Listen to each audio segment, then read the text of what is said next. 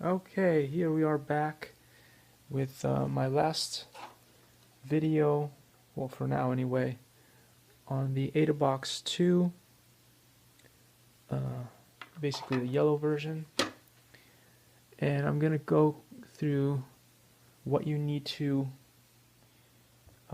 install to get this thing to run, because that's what I promised based on the previous video that I did. So before you get your stuff running, you will need all of these files, all of these things installed on your computer. You will need the Arduino Nightly or another Arduino setup, whatever you want to use. If you have a specific one, you will need the Ada BLE-RC master file, or something along the lines of that. In this case, you have to have this specific file, which is the Adafruit Bluefruit NF51. You have to have the Adafruit drivers for your feather. You will have to have the Adafruit Motor Shield version 2 library. And yeah, so all of those will need to be running and basically renamed and put in all the correct folders before you can even get anything to work. So then we'll go in here and I will just open up the file to get the alright, so we'll just go into the Arduino IDE. That's what we used earlier to connect the phone to the robot.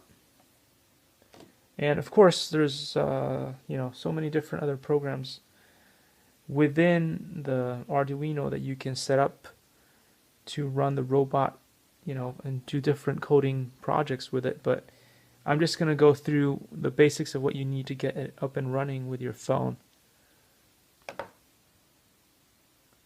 Alright, so it's opening up the Arduino setup here. And what you'll see is you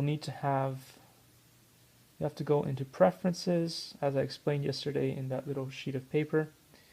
You'll have to go down to where it says additional boards here, and you'll have to type in that thing that I said before, the Adafruit .github website, so that then you'll be able to go into tools, Adafruit feather here, and find this. It'll be under boards manager. You will have to wait a little bit for all the things to load on the bottom here, but once they do load, you should be able to press on this little button. Right now it's grayed out, but after a while you get to press on this button right there, go to contributed, and you will have to install this SAMD boards Cortex thing. You'll also have to do this AVR boards for the Adafruit and the SAM. I believe you need to install all of those to get it to run. I could be wrong, because again, all the information I'll show you later is like spewed out across, I don't know, 4 different websites. I can't even remember if it's like 8 or 9 pages on the Adafruit site. So not the most straightforward thing to do. But anyway, let's go in here as well. It's crashed. Typical. Don't crash, please. Okay, alright, so tools. We'll go to, it's important that the port here, when you, let me see if I can do this for you guys real quick.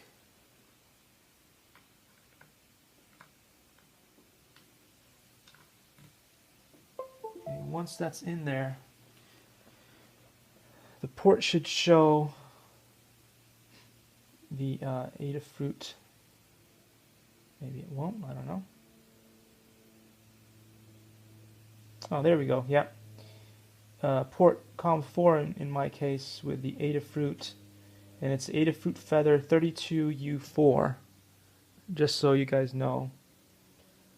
Okay, this should show up, otherwise the computer won't even know how to connect it up to your device. Okay, so then under sketches, you will have to install that BLE library that pops up all the time with issues. You'll have to install that in here. And so you go under manager here. There's a few things that pop up later that you need to install for your, if depending on whether you're using Arduino or Adafruit, you can actually type it in here.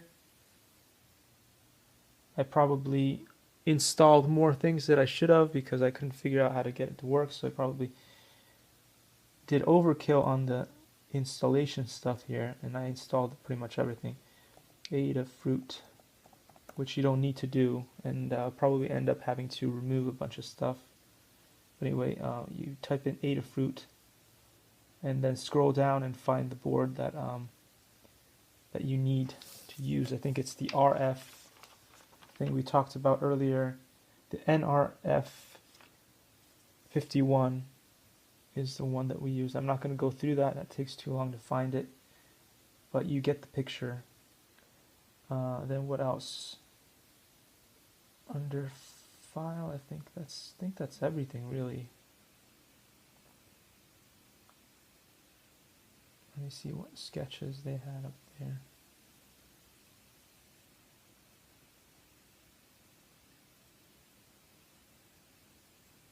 See, if you scroll down, you have to scroll down quite a bit.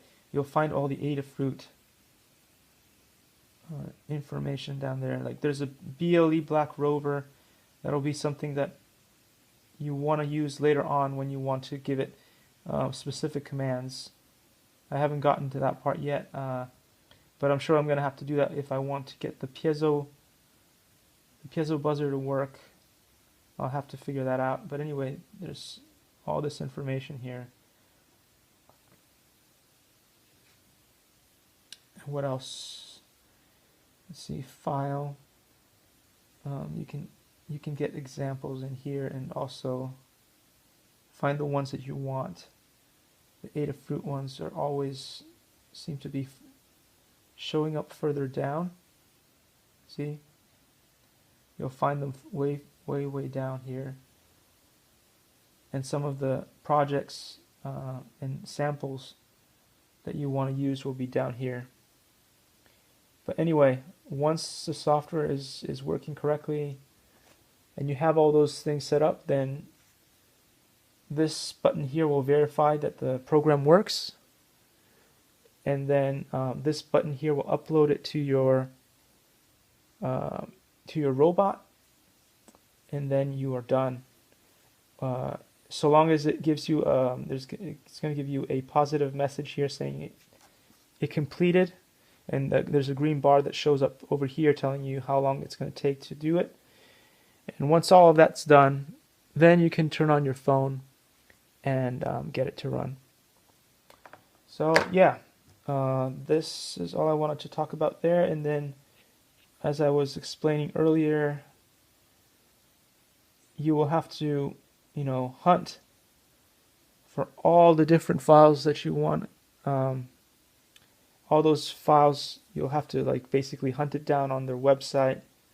These are just some of the pages that I talked about yesterday in that little sheet that I gave you guys. This is the famous code that you want to type into where it says additional boards. Hopefully you'll be able to read that. If not, I explain what it says on my previous video.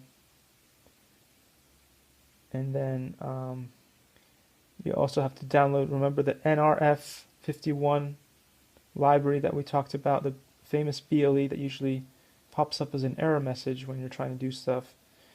And then, of course, GitHub has all kinds of other things that you could use as well. Other people have remade the code for the RC, Ada RC version.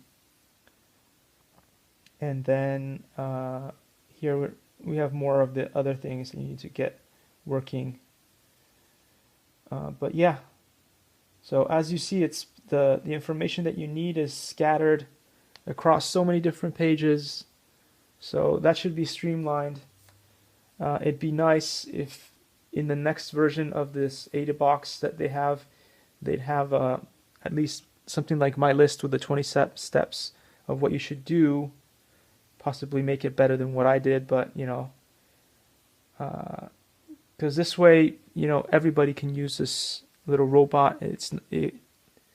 And find what they need to look for, instead of just, you know, a couple of brainiacs or techies who, you know, this shouldn't take like 2 or 3 days to work out to build. It should be like a fun little projects that you could do like over the weekend with your kids.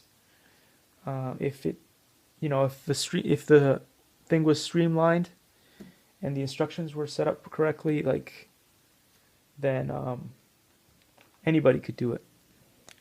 Alright, so anyway, I hope this video helps you guys out. For all of you who are struggling, I saw a lot of people struggling to get this ready, and I hope that this video really helps all of you guys to get it running. Take care, and see you in the next video.